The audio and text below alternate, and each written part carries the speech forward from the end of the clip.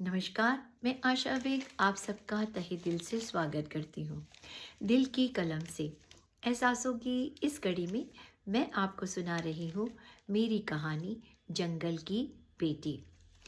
छोटा सा चपोला गांव, जहाँ दुर्गा माता का एक बहुत भव्य मंदिर और उस मंदिर में रखी संगमरमर की माता की मूर्ति इतनी खूबसूरत कि लोग अपनी पलकें झपकाना भूल जाते। कहते हैं बरसों पहले यहाँ एक हीरे का व्यापारी आया था। रात गुजारने के लिए वो एक छोटी सी सराय में रुका। रात को उसे सपना आया कि यहाँ माता का मंदिर बनवाना है। बस फिर क्या था, रात दिन एक करके उसने इस मंदिर का निर्माण करवाया और फिर वो कहाँ चला गया किसी को कुछ पता नहीं। बरसों से त्रिपाठी परिवार ही इस मंदिर की देखभाल करता चला आ रहा है। मंदिर प्रांगण इतना बड़ा था कि उत्सव, त्योहार और धार्मिक अनुष्ठानों के समय गांव और उसके आसपास के लोग यहाँ एकत्र हो जाते थे। अब इस मंदिर की देखभाल का जिम्मा जानकी प्रसाद त्रिपाठी जी पर था, जो मंदिर प्रांगण से बाहर निकल रहे थे। गले में रुद्राक्ष की माला, माथे पर चंदन का टीका, नारंगी धोती और अंगोछा जिसमें राम राम लिखा हुआ था उनके कंधे पर डला हुआ था और उनके हाथ में लाल कपड़े में लिपटी हुई किताब थी, जिसे बड़े आदर से उन्होंने पकड़ रखा था। प्रणाम पंडित जी, कैसन बा? सामने से आते हुए बंसी ने हाथ जोड़कर कहा, जो बैलों को लेकर अपने खेत की तरफ जा रहा था। जानकी प्रसाद त्रिपाठी, जिन्हें सारा गांव पंडित जी के नाम से पुकारता है, बड़े प्यार से बंसी के प्रणाम को स्वीकार करके खुश रहो बिटवा का आशीर्वाद देकर आगे बढ़ गए। सामने से आते हुए फुलवा को आवाज लगाई, जो बैलगाड़ी लेकर कहीं जा रहा था। पंडित जी की आवाज सुनकर उसने रस्सी को खींचकर बैलों को रोका। राधे राधे कहकर पूछा, कौनो आदेश है पंडित जी? और अपने हाथ जोड़कर प्रणाम किया। पंडित जी ने कहा, उन्हें पड़ोस के गांव में कथा बाँचने जाना है। तुम अगर उस रास्ते से गुजर रहे हो तो मैं भी इस बैलगाड़ी पर बैठ जाऊं। तुमसे कुछ बातें भी हो जाएंगी और रास्ता भी आसानी से कट जाएगा। अरे वैसे तो हम पैदल ही चले जाते, पर कल से इस पैर में मोच आ गई है। चलने में बहुत कठिनाई हो रही है। पूजा की तिथि तय हो चुकी है, वरना इतने दर्द में हम कथा बाँचने नहीं जाते। फुलवा बैलगाड़ी से उतरकर नीचे आया, पंडित जी को प्रणाम कर चरण स्पर्श कर बोला, आप बैठिए आराम से, हमें भी उस गांव तक जाना है, हमारे चचेरे भाई से मिलने। अरे वही जमीन जायदाद का मामला। अरे ये बाप दादा कोनो लिखा पढ़ी करके तो गए नहीं और अब हम इसी में उलझे हैं। अरे खेत खलियान देखें या कोर्ट कचहरी के चक्कर काटे। वो ये सारी बातें एक सांस में कह गया। फिर पंडित जी को देखकर बोला, पहले अकेले ही जा रहे थे, अब आपके साथ तो रास्ता भी आसानी से कट जाएगा। पंडित जी खुशी खुशी बैलगाड़ी में जा बैठे और प्रभु को धन्यवाद किया कि अब दर्द में उन्हें चलना नहीं पड़ेगा। रास्ते भर पंडित जी ज्ञान और धर्म की बातें सुनाते रहे। फुलवा भी खुशी खुशी हामी भरता चला गया। पंडित जी को जनेऊ संस्कार फिर पूजा अनुष्ठान करने में देर हो गई। फुलवा वापस गांव चला गया। पंडित जी ने यजमान से कहकर एक दूसरी बैलगाड़ी का इंतजाम करवाया। शाम होने लगी थी। पंछी अपने अपने घोंसलों में वापस लौटने लगे थे। दोनों गांव के बीच में एक छोटा सा जंगल पड़ता था, जहां जंगली जानवर तो नहीं थे, मगर इतने सुनसान रास्ते से गुजरना कोई पसंद नहीं करता था। लोग सूरज डूबने से पहले ही उसे पार कर लेना चाहते थे। पंडित जी ने आसमान की तरफ देखकर गाड़ी वाले को जल्दी जल्दी गाड़ी हाँकने को कहा। बैलगाड़ी आगे बढ़ रही थी कि पंडित जी को किसी के रोने की आवाज़ सुनाई दी। पंडित जी ने बैलगाड़ी को रोकने का आदेश दिया और उतरकर धीरे धीरे उस दिशा की तरफ बढ़ने लगे जहाँ से रोने की आवाज़ आ रही थी। वो हैरान भी हो रहे थे, इस सुनसान जगह पर कौन रो रहा है। वो आगे बढ़े तो देखा, कपड़े की गुथड़ी में लिपटा एक बच्चा रो रहा था।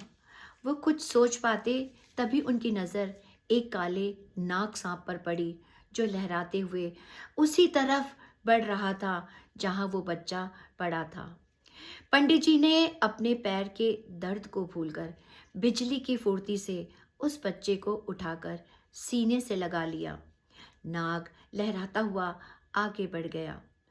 पंडित जी ने अपनी तेज हो गई सांसों पर काबू पाने की कोशिश की। जब कुछ राहत महसूस हुई तो उन्होंने गोद में उठाए उस बच्चे की तरफ देखा जो उनकी गोद में आकर चुप हो चुका था। उस बच्चे ने गोद में आकर अंगड़ाई लेकर अपने पैर चलाए।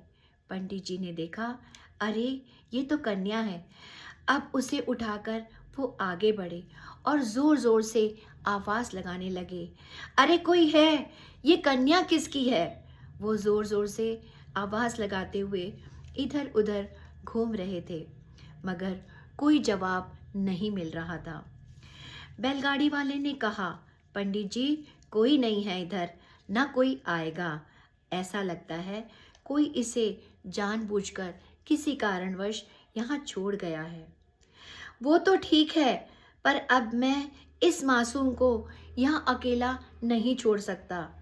ठीक है पंडित जी, आप इसे लेकर बैठ जाइए। अंधेरा होने लगा है, हमें जल्दी ही गांव पहुंच जाना चाहिए। उसने बैलगाड़ी को अब तेज तेज हाँकना शुरू कर दिया। पंडित जी ने बच्ची को सीने से लगाए हुए रखा। गांव पहुंचते ही वो सबसे पहले सरपंच जी के घर गए और सारी घटना सुनाई। सरपंच जी ने कहा, आप अभी इसे अपने साथ घर ले जाइए।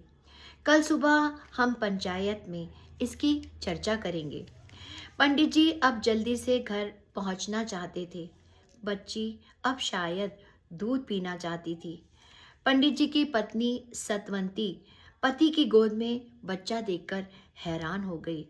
पंडित जी ने सारी घटना सुनाकर कहा, इसके लिए दूध का इंतज़ाम करो। सतवंती ने बड़े प्यार से बच्ची को गोद में लेकर कहा, आप कोई चिंता ना करें, मैं इसका पूरा ध्यान रखूंगी। पत्नी की आंखों में उस कन्या के लिए इतनी ममता देखकर उनका मन पसीज गया। विवाह को 15 बरस हो गए थे मगर संतान सुख नहीं मिल पाया था। पत्नी ने उसे गोद में लेकर कहा, कितनी खूबसूरत है, बिल्कुल राधा की तरह। अरे मैं इसे राधा ही कहूँगी। पंडित जी पत्नी की खुशी देखकर फूले नहीं समा रहे थे। दूसरे दिन पंचायत बैठी और पूरी घटना पर चर्चा हुई और ये फैसला किया गया कि आसपास के गांवों में इस कन्या के बारे में खबर पहुंचाई जाएगी और जब तक कोई दावेदार नहीं आता ये पंडित जी के घर पर ही रहेगी। पंडित जी के घर तो मानो रोज ही दिवाली का माहौल होने लगा। खुशियों की किलकारियां गूंज रही थी। 1 महीने के इंतज़ार के बाद जब कोई नहीं आया तो पंडित जी ने गांव वालों के साथ सलाह मशवरा कर बच्ची को गोद लेने और उसके नामकरण की विधिवत तैयारी करने की घोषणा की। पूरे गांव को तोरण पताका से सजाया गया। गांव के सब लोग बहुत उत्साहित थे और पंडित और पंडिताइन की तो खुशी का ठिकाना ना था। कन्या का नाम राधेश्वरी रखा गया। पंडिताइन ने तो पहले ही कह दिया था वो इसे राधा कहकर ही बुलाएगी। गांव के सब लोग उसे राधा ही कहकर बुलाते। राधा बड़ी होने लगी थी। देखते देखते 5 बरस बीत गए।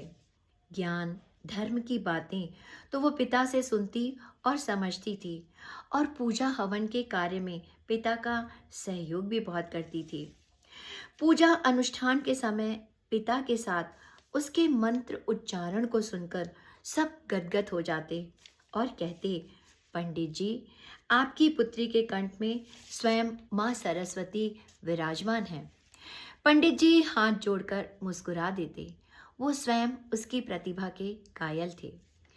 एक दिन शाम को पंडिताइन अपनी पड़ोसन और बेटी राधा के साथ बाजार गई। सामान खरीदा और बातें करते करते वापस घर जा रही थी। राधा माँ की गोद में थी। वो बातों में इतनी मग्न थी कि पीछे से आती आवाज पर ध्यान ही नहीं दिया। बुधवा जोर जोर से चिल्ला रहा था, काकी हट जाओ, काकी हट जाओ। दो बैल लड़ते हुए अंधाधुंध दौड़ रहे थे। लोग लाठियां लेकर उनके पीछे दौड़ रहे थे कि कहीं कोई हादसा ना हो जाए। पंडिताइन ने पीछे पलटकर देखा। वो कुछ समझ पाती। बैल ने जोर से सींग पंडिताइन को मारा। राधा छिटक कर दूर जा गिरी।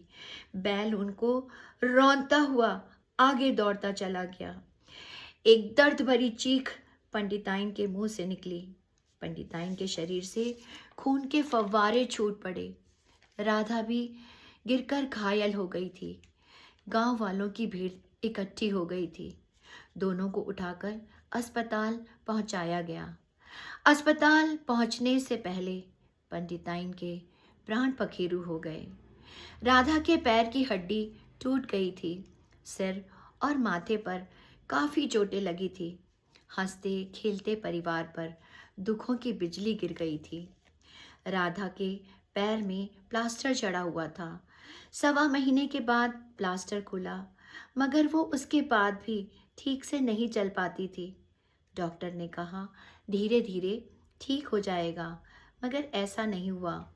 डॉक्टर ने जांच की और कहा इसे शहर के बड़े अस्पताल में दिखाना पड़ेगा, शायद ऑपरेशन भी करना पड़े, और इस ऑपरेशन पर काफ़ी खर्च भी होगा, और ये भी ज़रूरी नहीं कि इसका पैर पूरी तरह से ठीक हो सके। गांव वालों ने कहा राधा अभी छोटी है, थोड़ी बड़ी हो जाए तो ऑपरेशन का सोचना। पत्नी के जाने के बाद पंडित जी अभी ठीक से संभल भी नहीं पाए थे। मानसिक संतुलन भी ठीक नहीं था। उन्हें भी ये उचित लगा कि राधा थोड़ी बड़ी हो जाए। अब अकेले पंडित जी को राधा का ख्याल रखना पड़ता। वो दूर दराज कथा बांटने जाते तो राधा को भी साथ ले जाना पड़ता, जो उन्हें ठीक नहीं लगता था। उन्होंने अपने मित्र परमेश्वर से बात की, जो नाविक थे। परमेश्वर की इकलौती बेटी पद्मा का विवाह हो गया था और अब पति पत्नी ही घर पर अकेले रहते थे। परमेश्वर भी घाट पर लोगों को नदी पार लाने ले जाने का काम करता था। परमेश्वर की पत्नी सावित्री ने बड़े आदर से कहा, बिटिया को रोज आप हमारे पास छोड़ दिया करें, और शाम को जब आप वापस जाने लगें तो राधा को साथ ले जाया करें। मैं भी अकेली रहती हूँ। राधा बिटिया के साथ मेरा भी वक्त अच्छे से गुजर जाएगा। पंडित जी को लगा मानो एक बहुत बड़ा सहारा मिल गया। राधा अब रोज परमेश्वर काका के घर जाने लगी। काकी और परमेश्वर की खुशी का ठिकाना ना था। वो दिन भर काकी काकी करके आगे पीछे डोलती और छोटे मोटे काम भी खुशी खुशी करती। परमेश्वर काका की वो लाडली बन गई थी। कई बार काका उसे अपनी नाव पर बिठाकर घुमा लाते। 1 बरस और बीत गया। वो 6 बरस की हो गई। राधा काका और काकी से बहुत घुल मिल गई थी। एक दिन काका के साथ नाव में सैर करते हुए उसने काका से पूछा, ये लोग पानी में छलांग मार मार के कूदते हैं पर डूबते नहीं।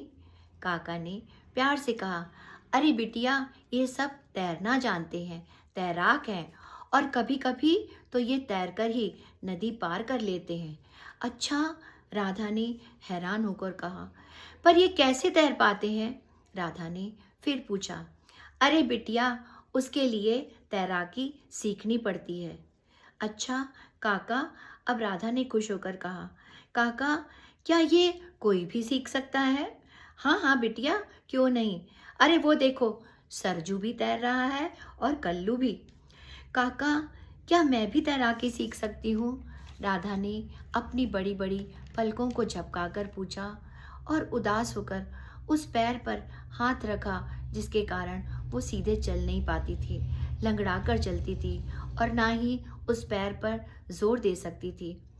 राधा की बात सुनकर काका के होठों पर एक प्यारी सी मुस्कुराहट आई और कहा, अच्छा तो ये बात है, हमारी बिटिया तैरना सीखना चाहती है। जी काका, राधा ने उत्साहित होकर कहा। और तेरे बाबूजी?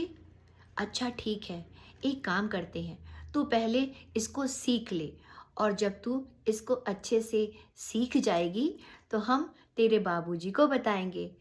मुझे पूरा विश्वास है वो बहुत खुश होंगे। सच काका, राधा ने खुश होकर ताली बजाते हुए कहा। और हाँ, ये बात तू काकी को भी नहीं बताएगी? ठीक है काका, राधा ने हामी भरते हुए कहा। अब राधा लगभग रोज काका के साथ जाने लगी। परमेश्वर उसे तब सिखाते जब घाट पर कोई नहीं होता था। दिन ब दिन राधा तैराकी में निपुण होती जा रही थी। काका उसको सिखाते जा रहे थे। एक दिन राधा ने पूछा, बाबूजी को कब बताना है काका? काका ने कहा, राधा, अभी कुछ और दिनों का अभ्यास जरूरी है। ठीक है काका। और राधा नदी के दूसरे छोर को देखकर कुछ सोचने लगी। शाम को बाबूजी के साथ वो घर वापस जा रही थी तो बाबूजी ने कहा, कल तू मेरे साथ पड़ोस के गांव चलोगी। राधा ने खुश होकर कहा, फिर तो नाव से जाना पड़ेगा, परमेश्वर काका के साथ जाएंगे। बाबूजी ने कहा, नहीं, परमेश्वर की तबीयत ठीक नहीं है, हम दूसरी नाव से जाएंगे। अच्छा, ऐसा क्या? पारो ने पिता का हाथ पकड़कर कहा। घर पहुंचकर खाना खाकर पिता ने कहा, राधा अब सो जाओ, कल सुबह जल्दी उठकर जाना है, आते आते शाम हो जाएगी। नदी के पार गांव पहुंचकर पंडित जी ने पूजा अनुष्ठान करवाया और फिर राधा को मेला घुमाने ले गए। राधा बहुत खुश थी। कुछ खिलौने भी पंडित जी ने उसे खरीद कर दिए। घर वापस जाने की तैयारी हो रही थी। नाव थोड़ी बड़ी थी, कुछ लोग उसमें आकर बैठ चुके थे। पंडित जी भी राधा के साथ उस नाव में जा बैठे। नाव पानी में हिचकोले खाते आगे बढ़ रही थी। पानी की धार काफी तेज थी। नाव में एक 2 साल का बच्चा भी था जो इधर उधर हो रहा था। फिर वो माँ की गोद में जा बैठा। माँ उसे नदी के आसपास कुछ दिखाकर बहलाने की कोशिश कर रही थी, मगर वो मचल रहा था। राधा बड़े गौर से उस बच्चे को देख रही थी। अचानक वो मचलने लगा। उसके हाथ में पकड़ा हुआ खिलौना पानी में जा गिरा। अपने खिलौने को पानी में गिरा देख बच्चा मचला और माँ की गिरफ्त से छूटकर पानी में जा गिरा। बच्चे को पानी में डूबता देख माँ पागलों के समान चिल्लाने लगी, मेरे बच्चे को बचाओ, मेरे बच्चे को बचाओ। कोई कुछ करता उससे पहले राधा ने पानी में छलांग लगा दी। अब पंडित जी भी चिल्ला रहे थे, अरे कोई मेरी बेटी को बचाओ, अरे कोई मेरी बेटी को बचाओ। राधा पानी के अंदर उस बच्चे की तरफ बढ़ी और उसके हाथ को पकड़कर पानी के ऊपर आ गई। अब वो एक जलपरी के समान तैरते हुए उस बच्चे के साथ नाव की तरफ बढ़ रही थी। तभी नाविक के सहकर्मी ने पानी में छलांग लगाकर राधा के हाथ से उस बच्चे को लेकर नाव में खड़े लोगों को पकड़ाया। राधा पास आई तो उसे भी पकड़कर नाव के अंदर किया गया। बच्चे ने पानी पी लिया था, उसे उल्टा कर पानी निकाल रहे थे। वो ठीक था। पंडित जी स्तब्ध थे, उन्हें कुछ समझ नहीं आ रहा था। और उस बच्चे की माँ, उसने राधा को गले लगाकर कहा, तूने आज मेरे बेटे को नया जीवन दिया है। नाव में सब राधा की तारीफ कर रहे थे। पंडित जी ने राधा को गले लगा लिया। राधा ने सारी बातें पिता को बताई। पंडित जी ने राधा से कहा, काका ने तुझे कहा था अभी अभ्यास की और ज़रूरत है, ये जानते हुए भी तूने पानी में छलांग लगा दी। तुझे खुद की फिक्र नहीं थी? राधा ने बहुत मासूमियत से कहा। बच्चे की माँ को रोता देख मैं ये भूल गई। बस इतना याद रहा कि मैं तैर सकती हूँ और उस बच्चे को बचाना है। बेटी के इस जवाब ने पंडित जी की आंखों में आंसू भर दिए। उसे सीने से लगाकर पंडित जी बोले, मुझे गर्व है, तू मेरी बेटी है। किनारे पहुंचकर सब लोग सरपंच से मिलने गए और राधा की बहादुरी का किस्सा सुनाया। आज फिर से गांव को सजाया गया है। राधा को उसकी बहादुरी का सम्मान और पुरस्कार दिया जाएगा। राधा ने स्टेज पर पहुंचकर अपने पिता और परमेश्वर काका को बुलाने का आग्रह किया। परमेश्वर काका के स्टेज पर आते ही राधा ने वो पुरस्कार काका को दिया और कहा, ये पुरस्कार आपका है, आपने ही मुझे ये सिखाया है। पंडित जी और परमेश्वर की आंखों में खुशी के आंसू थे। बेटी ने उनके मान और सम्मान को बढ़ा दिया था। राधा के हौसले ने सबके सामने ये संदेश दिया कि अगर आप में कुछ सीखने की लगन हो तो शारीरिक कमजोरी कोई मायने नहीं रखती। तालियों की गड़गड़ाहट दूर तक गूंज रही थी और राधा दोनों का हाथ पकड़कर खुशी खुशी घर जा रही थी।